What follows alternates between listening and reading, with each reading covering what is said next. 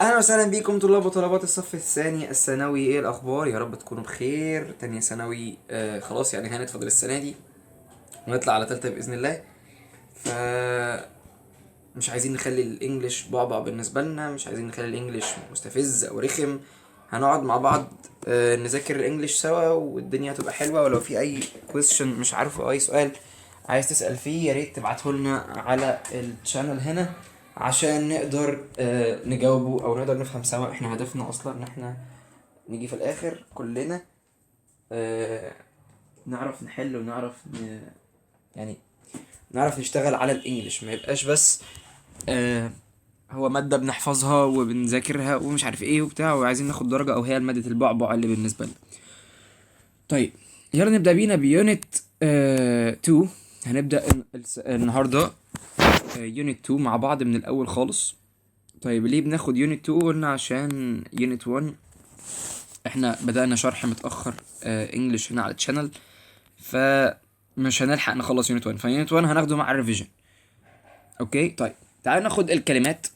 اول حاجه عندنا الكي فوكب، اماونت كميه، celebrate يحتفل، celebrate، eat out ياكل بره. لو انت بتروح تاكل مع صحابك بره فانت بت eat out. get together احنا بنروح سوا بنتقابل. together يعني معا، together يعني مع بعض. get يحصل على، بس ده expression على بعضه مع بعض يبقى get together يعني يجتمع او يتقابل. occasion مناسبة، وهنعرف بالظبط الفرق بين occasion او ممكن اقولها دلوقتي. occasion عندنا مناسبة تانية برضو اللي هي في كلمة تانية بمعنى مناسبة اللي هو event. خلونا بس نزوم عشان نكتب جنبها event. event برضو بمعنى مناسبة، ولكن event ده حدث مترتب له. حدث زي مثلا في event اليوم الثقافي مثلا، في يوم عالمي للمرأة فبنعمل له event، ده مترتب ومعروف هو يوم ايه. الاوكيجن دي مناسبة بتبقى لا على البال ولا على الخاطر. هنعرف برضو تفاصيل عنها تحت، هتبقى في النوتس تقريبا، في النوتس اصلا مكتوبة في النوتس بتاعت الكتاب. ها برضو هنشوفها وهناخد الفرق بينها وبين الايفنت. طيب prepare يجهز او يعد، serve يقدم، traditional تقليدي، تمام. arrive يصل الى، chips لشيبسي، corn bread خبز الذرة، حاجة كده زي حتة الذرة. curious فضولي، customer ده زبون العميل بتاعك، ممكن يبقى اسمه كلاينت برضو، بتبقى بتيجي بنفس المعنى، زبون برضو.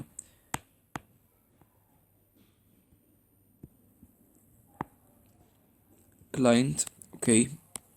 decide يكرر، decide انا decide حاجة انا قررت. dessert تحلية بعد الاكل، dessert بناكل الديزرت. يوروب اللي هي اوروبا. event اهي حدث زي ما قلنا زي occasion فوق. ويتوقع expect انت بتexpect حاجة بتتوقع. extract مقتبس، هتلاقوا دايما الناس اللي بيستخدم مونتاج في البرامج مثلا بتاعت المونتاج يقول لك الصوت مثلا يقول لك extract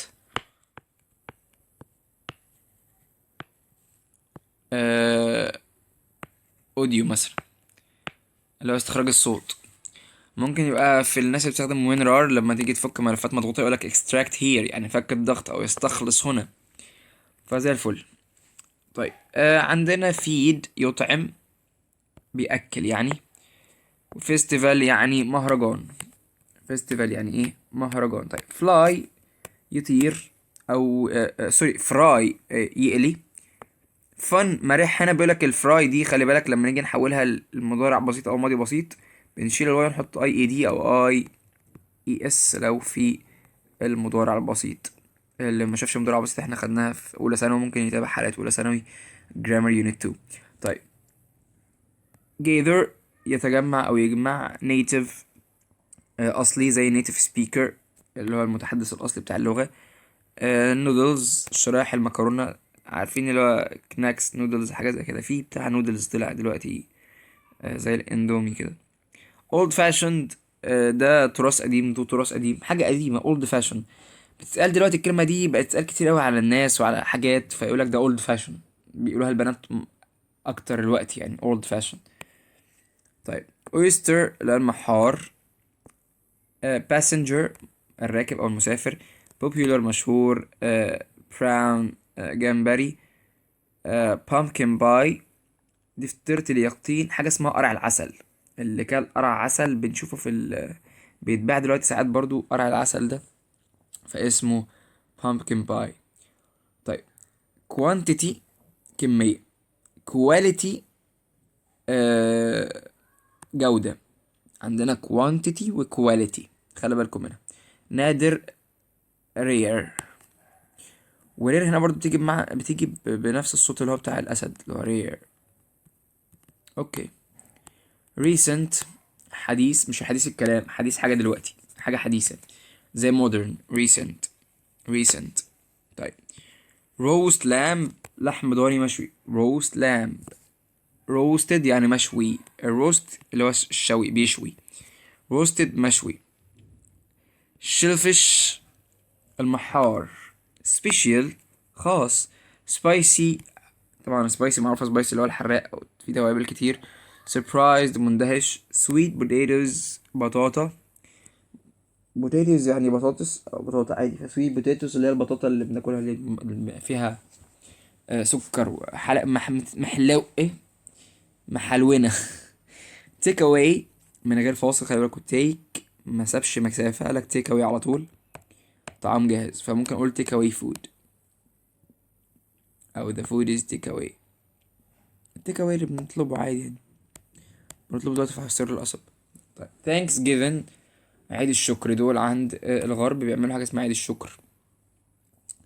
التركي اللي هو الديك الرومي. والويك يعني يوقظ او يستيقظ. و whatever ايا كان دي بتتقال برضو، بتلاحظوها بتتقال كتير، يقولك whatever. ف it's يعني important. طيب كاري ده البهار الهندي الكاري. exist يوجد. grapes عنب. herring سمك الرنجة. herring. Indonesian ده اندونيسي. جار برطمان، خدناها في ابتدائي الكلمة دي انا فاكرها. منيو في منيو قايمة. وليست قايمة برضو. الليستة يعني ما بكتبش ليه الليست. الفرق الليست دي ليست عادية، انما منيو دي لستة الطعام، عشان بس ناخد بالنا. نت بندق. سي فود مأكولات بحرية. سميل الريحة. تيست يتذوق. اهو يتذوق. كانتري سايد الريف. والويل اللي هي الحوت. طيب زي الفل جدا، حلو اوي. تعالوا ناخد ال expressions او phrases عشان بتيجي عليها اسئلة في الامتحان. around the country حول البلد. around the country احفظ ان هي around، عشان ممكن يجيب لك دي ما يجيبها لك يعني فيها شرطة كده عايزها يكملها ويجيب لك the country. at least على الاقل. catch up يعرف الاحوال او يتكلم. اصلا ممكن تيجي معنا ان احنا بنجاري بعض في الحديث، اللي هو انا قضيت مثلا ساعتين بكاتش اب مع حد. كاتش اب يعني احنا عمالين نرغي وخلاص. طيب curious about فضولي عن. about خلي بالك بياخد about. keep out of يبتعد عن فيها of. by the time بحلول الوقت. for example على سبيل المثال. look after يعتني بيه. made from يصنع من. take place يحدث. take place خلي بالك take place يحدث. get ready يجهز أو يعد. have a meal يتناول وجبة. have مش معنى يأخذ هنا، يتناول. tell space about ممكن أقول tell me about أخبرني عن. tell أي حاجة about. travel to يسافر إلى. wait for ينتظر حاجة معينة، ينتظر كذا. طيب زي الفل جدا.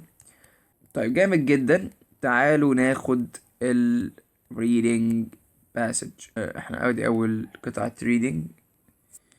طيب اوكي بيقولك an old fashioned Thanksgiving يعني عيد الشكر على التراث القديم. in September 1620 a ship called the Mayflower arrived in North America with 102 passengers. يعني في سبتمبر 1620 في شيب في سفينة اسمها ماي فلاور دي راحت أمريكا النورث الشمالية. ليه؟ عشان لا مش عشان with مع 102 باسنجر مسافر. many died كتير منهم مات. ايه ده يعني سبحان الله. but some were able to grow food and survive with help from Native Americans. يعني البعض كان عنده قدرة ان هو يجمع طعام او يبقى معاه اكل يعني وينجو survive يعني ينجو with help from Native Americans. نجوا بواسطة المساعدات من السكان الأمريكيين الأصليين native. حلو أوي. Thanksgiving is a day when families get together to remember these events. هنا بقى لك ال Thanksgiving هو إيه أصلا؟ إيه عيد الشكر ده عند الغرب؟ هو يوم بيفتكروا فيه العائلات اللي حصل في المواقف دي. It's a celebrate in USA every year on fourth Thursday in November. بيتعمل في شهر نوفمبر في الثلاثة الرابع من شهر نوفمبر. سوري الخميس الرابع من شهر نوفمبر. طيب بيقول لك in 1882 Louis wrote a short story called An Old-Fashioned Thanksgiving. Here is an extract. يعني بيقول لك في 1882 واحد اسمه لويس مش عارف الكوت ده كتب قصة قصيرة اسمها Old Fashioned Thanksgiving. وبيقول لك الاستخلاص بتاعها اهو. When they woke there was still a large amount of snow outside. Tilly made a good breakfast for the 7 children. لما استيقظوا كان في large amount snow كان في تلج بره وتيلي ده عمل فطار جيد ل7 أطفال. Now about dinner she said as they all finished eating. بالنسبة عشان العشاء يعني she said as they all finished هم خلصوا الأكل. Ma said that we could have whatever we liked but she didn't expect us to have a traditional Thanksgiving dinner. يعني هي توقعت الماضي ان احنا ممكن اي حاجة تانية تحصل بس ما توقعتش ان احنا نشوف وجبة عشاء تقليدية لعيد الشكر. Have you ever cooked a turkey? asked روكسي سألت انت عمرك طبخت ديك رومي قبل كده او طبختي ديك رومي قبل كده؟ فما said I should decide what to do. ده replied Tilly. اوكي زي الفل. All children have to do it. All you children have to do is كل ما عليكم أيها الأطفال أن تعملوه هو keep out of the way and let Pure and me work. let Pure and me work. كل اللي عليكم انكم تقعدوا ساكتين كده وتبعدوا عن طريقنا وتسيبونا نشتغل. The younger children walked out of the kitchen خرجوا من المطبخ and into another room وراحوا روم تانية. As Tilly and Bruce started to prepare the big meal, they got out all the spoons, dishes, pots and pans that they could find. الولاد خرجوا كل حاجة يقدروا عليها من الصابون والأطباق ومش عارف ايه. Now sister, we'll have dinner at 5, said Tilly. Pa will be here by the time and he'll surprised to find us ready to serve the food. الأب أو البا هيجي هنا وهيتفاجئ إن احنا عملنا الأكل ده. There is such a lot to do and I'm a bit worried about the turkey. It's so big.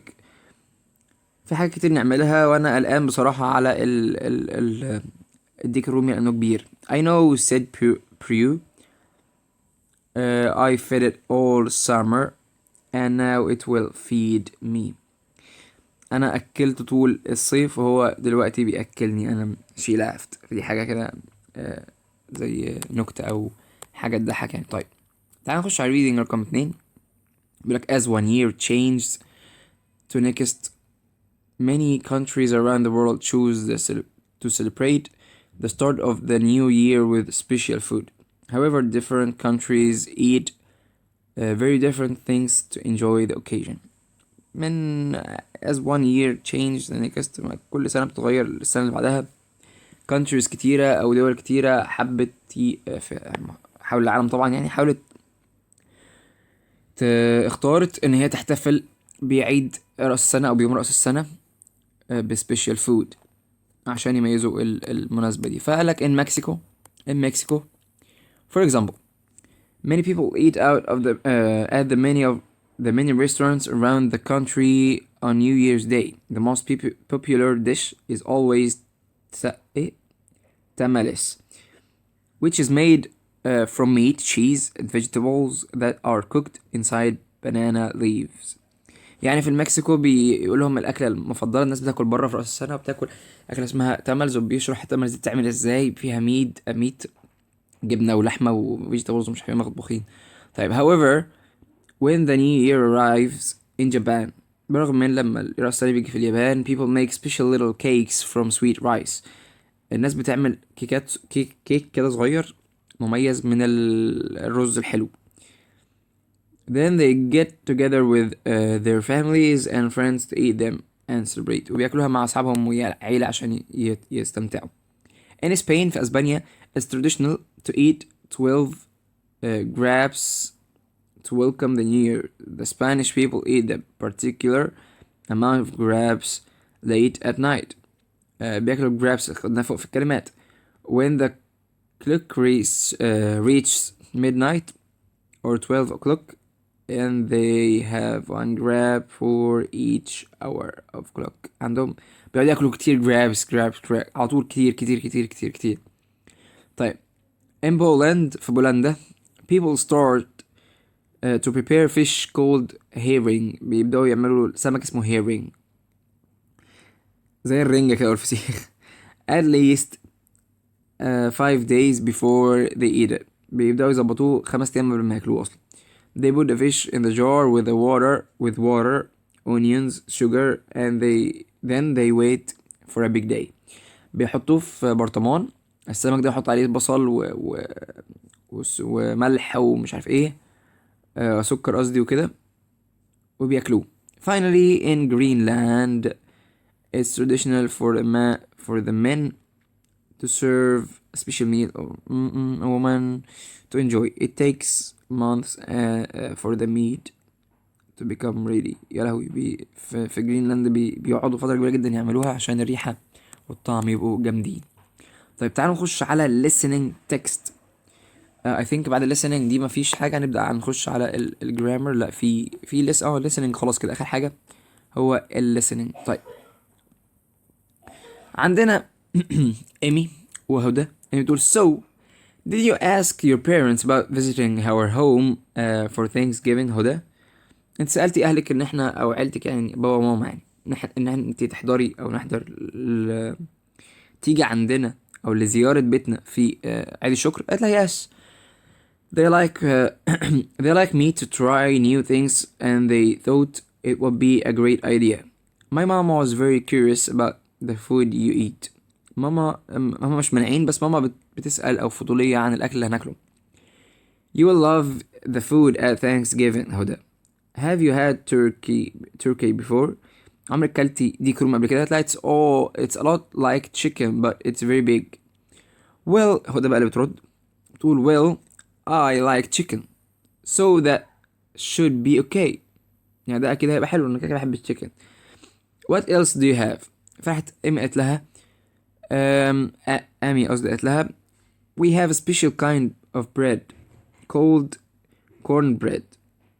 It's delicious and we have sweet potatoes. They're like normal potatoes but much nicer.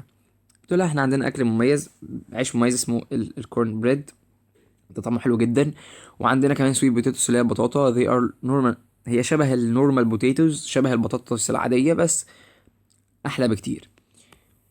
That sounds great. ده هو اللي بتقول كده ده شكله حلو قوي. What do you have for dessert؟ عندك ايه للتحلية؟ فقالت لها my mom makes the most wonderful pumpkin pie It's very sweet and heavy. Sometimes I fall asleep after I eat it, so I will try not to eat too much. بدأت تحكي لها عن البامبك باي اللي بيعملوها، وقالت لها بتبقى حلوة جدا وكده. بتقول لها ده انا معظم الاوقات احيانا بروح في النوم بنام قبل ما اكلها اصلا، بعد ما اكلها، بس انا هحاول اني ما اكلش كتير منها عشان ما تنامش يعني.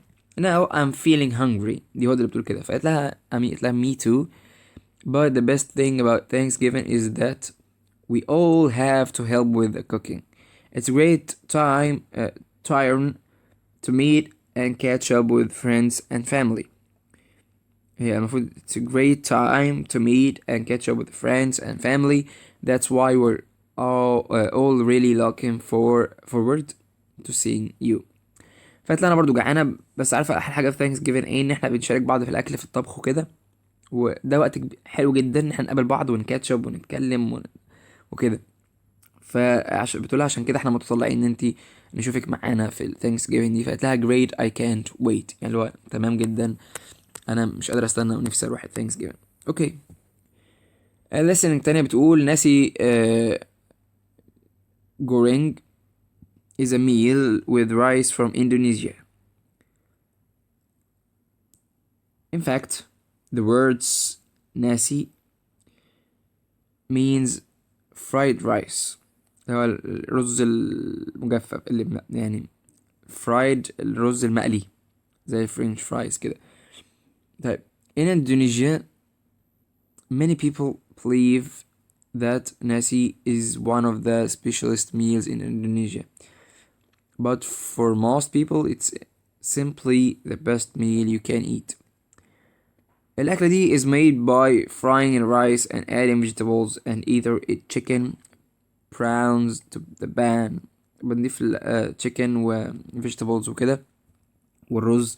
It's bit saltier، يعني مملحة حبة صغيرين than some other Indonesia meals, and it often comes with fried eggs on top. دايما بتيجي في بيض على وشها. ناس usually cheaper than most other meals، هي أرخص من معظم الأكلات التانية. You can get it either in a restaurant or from people who cook food on the side of the road. ممكن تاخدها من مطعم أصلا، ممكن تاخدها من ناس بتطبخ اللي هي في الشارع.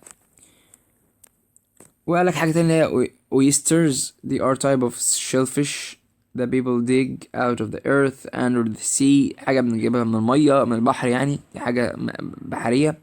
They are rare than most other types of seafood. دي مش منتشرة جدا، قليلة جدا. During these months thousands of oysters دي are eating in France. فرنسا بقى هي اللي بتفرتك الدنيا وبتاكل كتير قوي منها. Because many people believe that they are one of the most special food you can eat. عشان الناس بتقول ان هي اكتر اكلة انت ممكن تاكلها special، مميزة. طيب this mean يعني بيقولك وهذا يعني this means قصدي فيها اسم that oysters are usually one of the most expensive meals. هي وجبة غالية جدا في مطاعم فرنسا. Mochi are sweet round rice cakes which are smaller than most cakes people eat. ده الموتشي، هي كيكة بس صغيرة عن الكيكات أو الكيك، الكيك دي صغيرة عن الحاجات اللي متعودين عليها. They look like little balls، عاملين زي الكور الصغيرة. and they're made in many different colors، تعمل بألوان كتيرة. دي في اليابان. In Japan where they come from mochi are the most popular type of cake. في اليابان اليابانيين Japanese eat large amounts of them، بياكلوا كتير قوي منهم. mochi were first made about 1000 years ago، من 1000 سنة مثلا. and people thought that they brought good luck، والناس بتعتقد انهم بياخدوا حظ سعيد منها. Today different colors are types and other types of mochi are more popular than others on different special occasions. دلوقتي الموتشي ده بياكلوه بألوان مختلفة في مختلف المناسبات. For example when Japanese celebrate New Year's Day, flat white mocha is the most popular type of mochi to eat. في راس سنة بيعملوا حاجة اسمها وايت موتشا، دي بياكلوها في أو أكتر حاجة شائعة في من الموتشي بياكلوها. حلو اوي. تعال ناخد I think دي اخر قطعة في ال listening. The UK didn't use UK اللي هي ال United Kingdom، المملكة المتحدة، بريطانيا يعني. The UK didn't used to be known for its good food. ال UK مش معروفة بأكلها كويس. But it has got a lot better in recent years. بس اتحسنت في السنوات الحديثة أو السنوات الجديدة يعني اللي هي دي. Probably the most popular dish is fish and chips. السمك وشيبسي دي أكتر وجبة شائعة.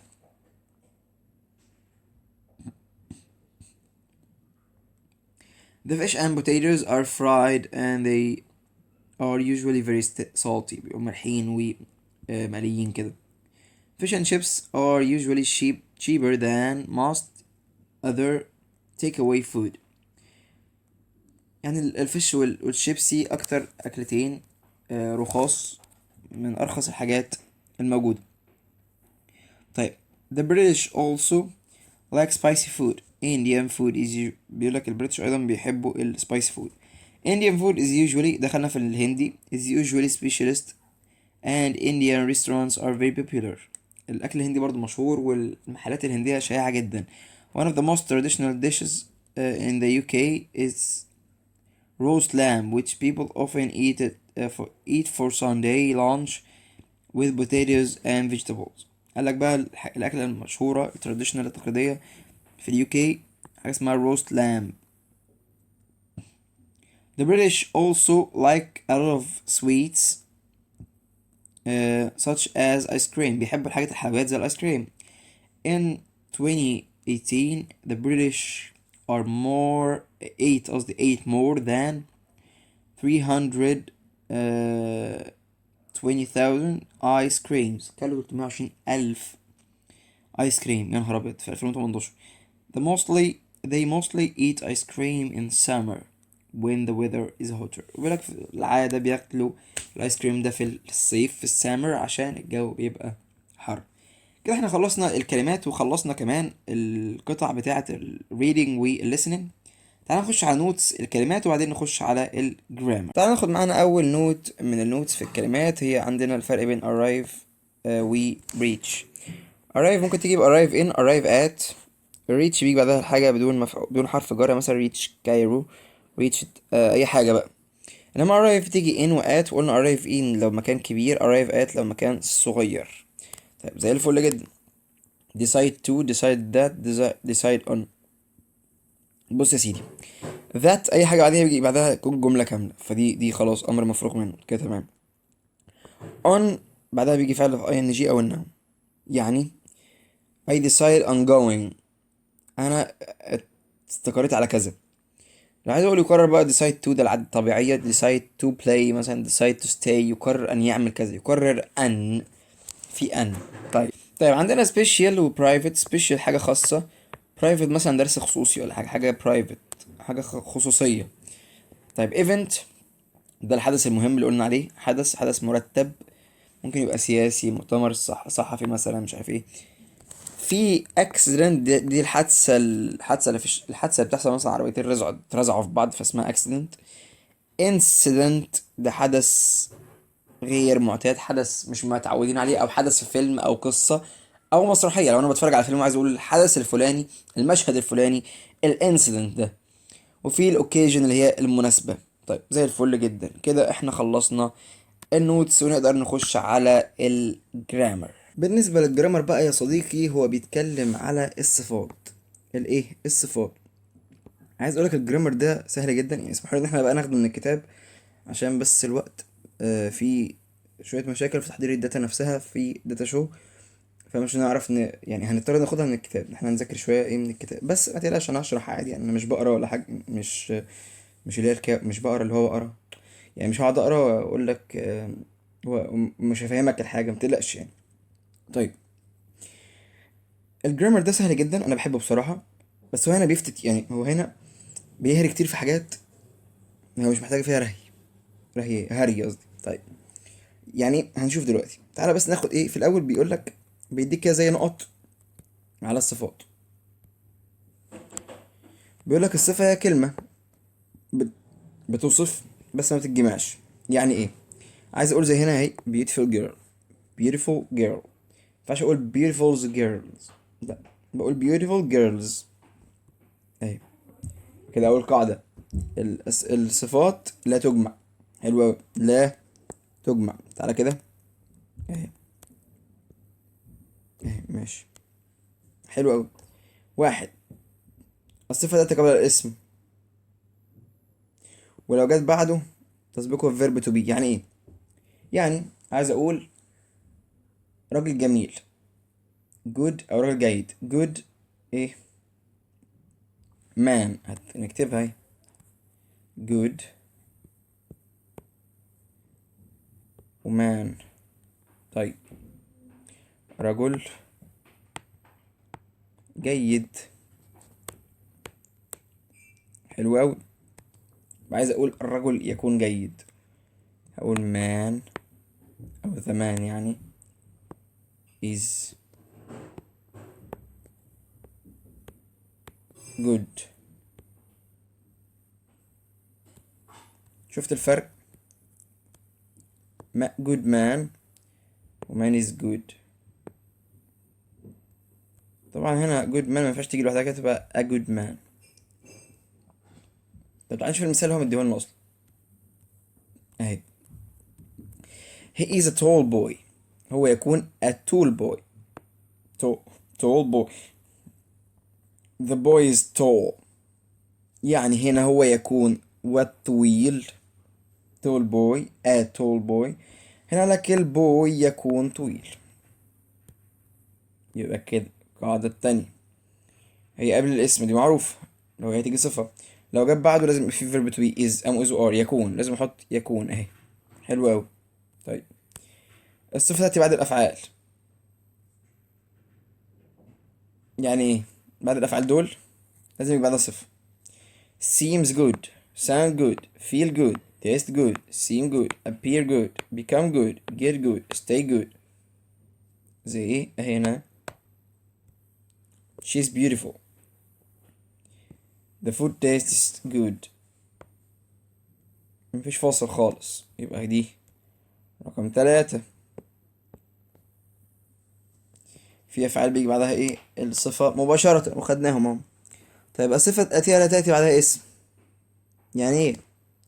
احنا قلنا مثلا tall boy، في صفات بقى مستحيل تيجي بعدها اسم زي afraid, like, alive, alone, ashamed, asleep, awake, glad, pleased. طب يا كرولوس دي هعرفها منين؟ هحفظهم؟ لا يا سيدي، انت الحاجات دي اصلا المفروض بتبقى قاريها قبل كده، يعني قاريها كتير من كتر ما بتستخدمها. بمعنى او حتى لو ما قريتهاش افريد مثلا هنا يعني بيخاف او خائف. لو عايز اقول هو خايف هقول he is afraid او this boy is afraid. سهلة اهي. مش محتاجة زي ما بيقولوا ايه دكتوراه مثلا في حاجة، فعادي يعني.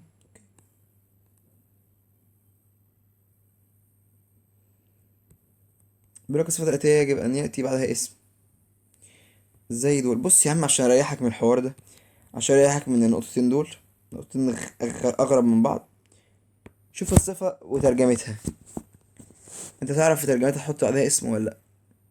يعني outdoor activities أنشطة خارجية، ينفع أحط أنشطة خارجية عادي. بس طيب مع دول بس خليك إيه عارفهم شكلا كده ما بيجوش بعدهم اسم. طيب بعد الصفات تستخدم ذا كأنها اسم لتفيد الجمع. بص يا معلم، لو عايز أقول إيه هو جابها لي في المثال أهو. حلو. كلمة ريتش يعني غني. the rich مش الغني. ممكن تبقى غني ممكن تبقى الأغنياء اللي هما rich people. بيقول لك ساعات أنا بستخدم ذا عشان أجمع. إذا بجد في الصفات عشان أخليها اسم جمع. يعني لو أنا عايز أقول ريتش مان أو ريتش مان، معلش على الخط اللي بعافية ده. rich man. طيب عايز اقول الناس الاغنياء، ممكن نقول rich people او the rich. the rich على طول اهي the rich او rich people. تمام، عامة الجامعة بقى عادي. طيب بيقول لك الصفة لا تجمع. كده احنا خدنا اول 5 نقط. في نقطة هنا هي اللي هي الست دي. طيب حلو. بيقول لك الصفة لا تجمع، وإذا جاء اسم قبل اسم فالاسم الأول يعتبر صفة ولا يجمع برضه. ايه الهري ده؟ ان الصفة ما بتتجمعش. ده اللي خدناه أول كلمة فوق. بس لك لو في أسماء زي مثلا باص درايفر، سائق الأتوبيس. سائق الأتوبيس ده ما فيهوش صفة ولا موصوف، هو سائق الأتوبيس. عايز أقول سائقين الأتوبيس، هقول باص درايفرز، سائق الأتوبيسات. قال لك ما ينفعش أجمع باص، مفيهوش باصز مثلا، وهتبقى جامعة برضه. يعني سواقين الأتوبيسات، مش الأتوبيس واحد. ايه ده؟ ايوه هو ده يا عم، زي الصفة ما بتتجمعش. هو اول اسم ما بيتجمعش، لو في اسمين ورا بعض الاسم الاول ما يتجمعش، اسم الجمع التاني. طب حلو. ليه؟ لان بيعتبروه صفة، بيعتبروه بس هو مش صفة، خلي بالك، بيعتبروه يعني كلمة بص يعني هيعتبروها. طيب حلو اوي، علمنا عليها. الصفات المنتهية باي ان جي تصف الاشياء، والصفات المنتهية باي دي تصف المشاعر. يعني ايه؟ دي خدناها برضو في تقريبا في اولى ثانوي كنت بشرحها. الاي دي والاي ان جي. اي دي بتصف الحالة بتاعتك انت، الاي ان جي بتصف الحالة بتاعت الحاجة نفسها. يعني البوك از interesting. هو interesting، هو الانترستنج مش انا الانترستنج، انا interested يبقى انا او اشخاص interesting الحاجة. الفيلم is boring ممل، انا bored ملان. اهي boring، انا بورد او احنا بورد ملانين. حلو قوي، كلها معلومات تعتبر عامة، فدي حاجة حلوة جدا. الصفات اللي بتاع ال واي يجب حفظها والتجنب عشان ما تبقاش شبه الحال. هو مع حق في الحتة دي ان الصفات بص لونلي مثلا وحيد وكده، في حاجات بتصف الحال بتاع الانجليش بيبقى اخره ال واي برضه. فقال لك في حاجات بتبقى انت عارفها او حافظها ان دي صفات مش حال. هيأثر معاك حاجة كتير في الإجابات والامتحان؟ بصراحة لأ، عادي. فأنت تبص فيهم بس. الصفة تسبق very و to و so والحاجات دي، بس بتيجي قبل enough. يعني ايه؟ عندك هنا مثلا she's being very impolite مثلا. with a car they want to buy is very expensive or is too expensive. لكن اللي عايز اقول enough هقول ايه؟ بص مثلا عايز اقول البنت دي طويلة كفاية she is، مش enough tall enough. بجد يبقى اعرف ان انتوا في الحاجات دي ماشي، هي بتيجي قبل بس enough بتيجي بعدها. enough دايما ايه بعدين. حلو جدا. على الرغم من ان الصفة تأتي قبل الموصوف، هناك كلمات تأتي الصفة بعدها، وهي everyone everybody مش عارف ايه. دول كلمات بيجي الصفة بعدهم، زي اهو somewhere safe, anything useful, anyone important مش important anyone. دي مع التكرار انت المفروض اصلا عارفها، بتجيبها بالسليقة اصلا، مش بتحفظها بجد. طيب الجزء بقى الأهم والحلو، ترتيب الصفات.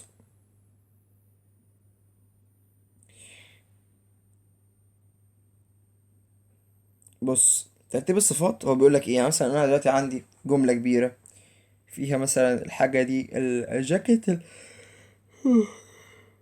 معلش، الجاكيت الكبير اللي انا اشتريته مثلا، او الجاكيت الاحمر الكبير اللي من ايطاليا اللي انا اشتريته.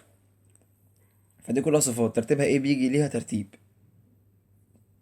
طب حلو اوي. بيقول لك الترتيب عبارة عن ايه؟ بيجي السايز ايج شيب سي او اللي هو color original origin قصدي، المكان اللي جه منه، الماتيريال used for. طب نحفظها ازاي؟ احفظها بكلمة ساسكو ام يو. ساسكو ام يو. تاني. بص الكلمة اهي، ساسكو.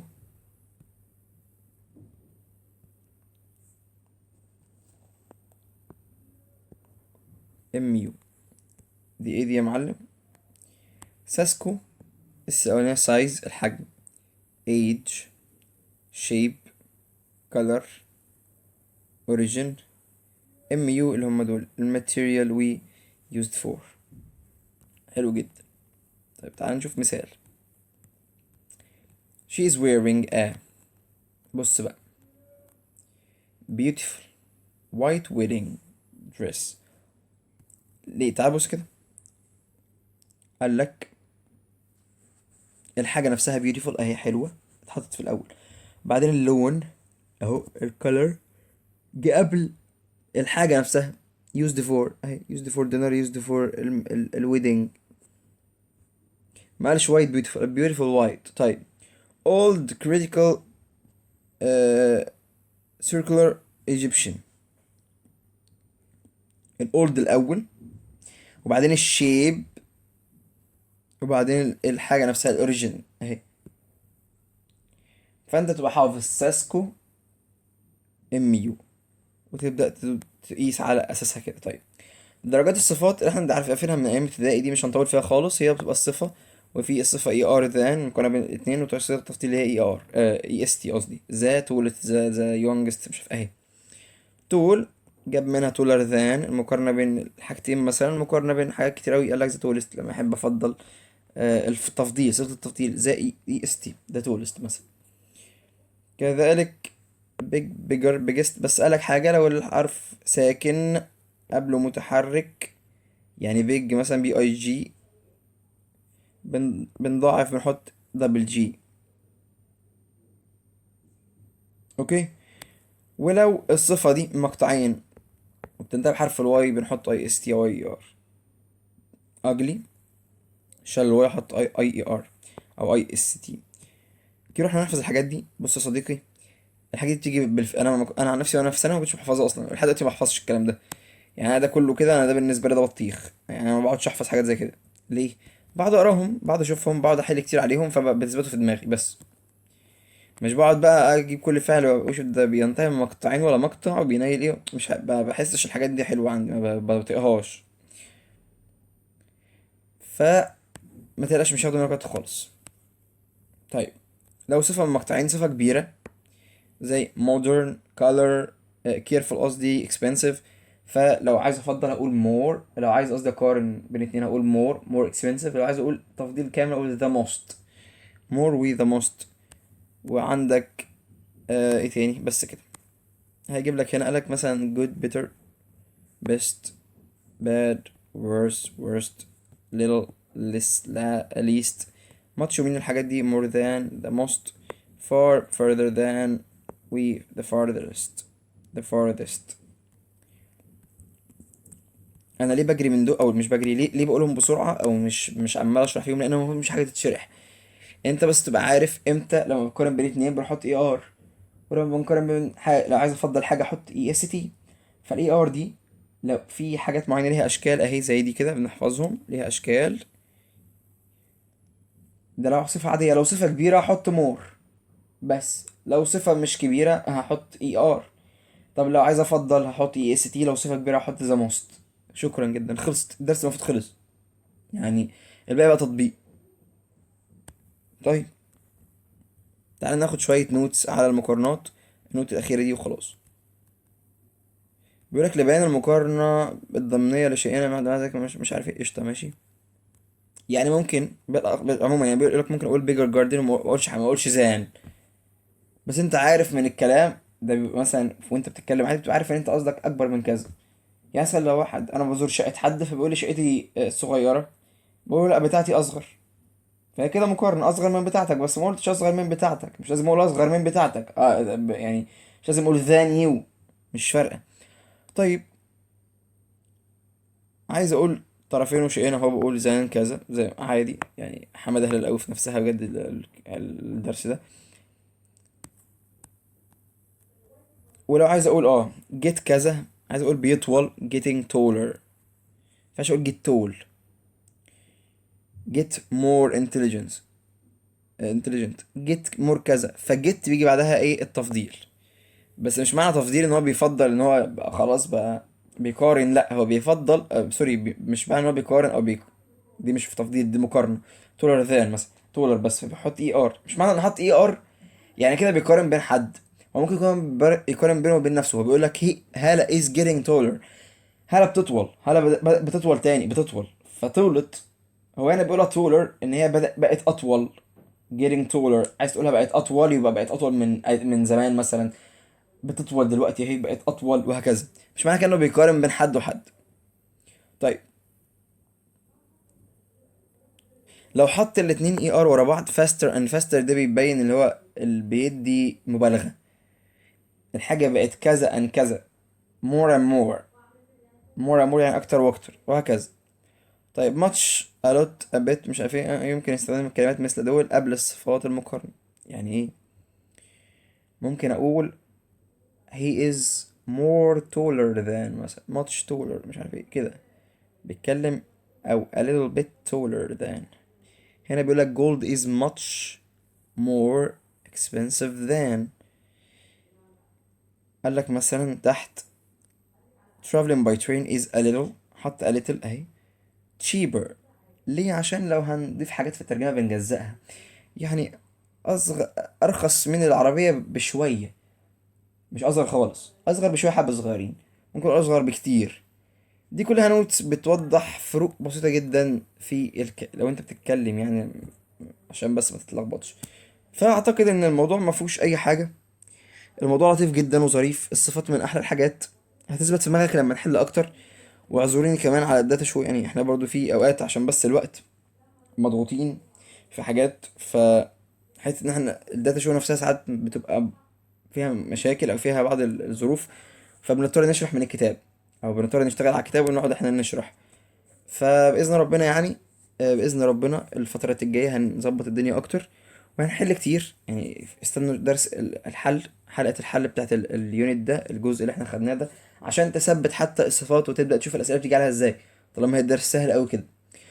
بس يا سيدي، يا لو عجبك الفيديو متنساش تعملنا لايك وتدينا كومنت تشجيع كده عشان نكمل المحتوى بتاعنا. يعني اتمنى تكونوا بتستفيدوا، احنا بنحاول نفيدكم اكتر افادة، مش مشكلة اي حاجة، المهم ان احنا بس نستفيد ونذاكر سوا. فلو عجبك يعني متنساش تشير لنا الكونتنت بتاعنا، وشكرا لكم، ونشوفكم في حلقة جاية، واستنونا في حلقة الحل بإذن الله الاسبوع الجاي. شكرا لكم.